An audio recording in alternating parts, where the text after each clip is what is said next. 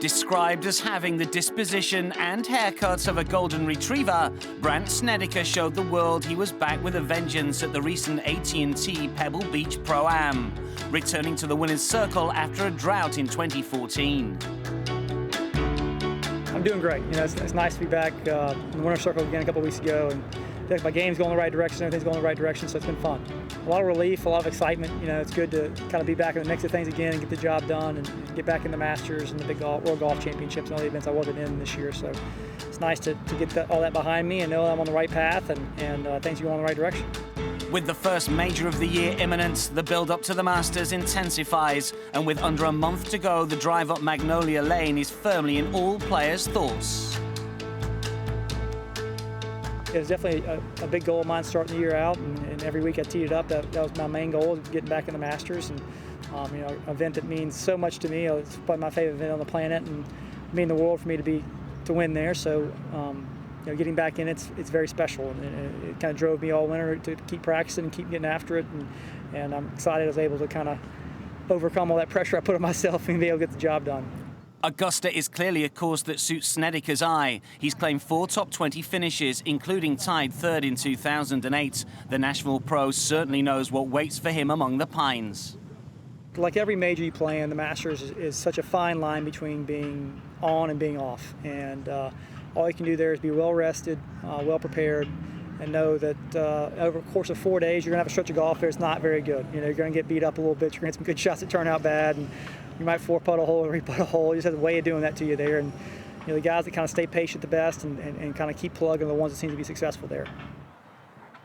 Snedeker fired his longtime coach Todd Anderson last year, replacing him with Butch Harmon. It's a decision he hasn't looked back on. And for someone generally adverse to change, it's going well. I like to keep my variables to a minimum so that I know if something's going wrong, it's on me, it's not on my club. So if I found if I change clubs a lot, I don't really know if it's a club or if it's me.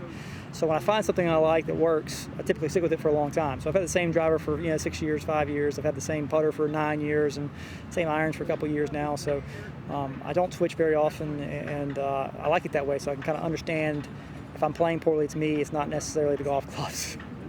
Brandt's sole experience of the Ryder Cup came in 2012 when Davis Love III's USA side came unstuck in dramatic style. With Love confirmed as captain for 2016, Snedeker also hopes to return to right some of the wrongs from 3 years ago. I think it was a great decision. I think that everybody that played on the 2012 team understood what a great job Davis did.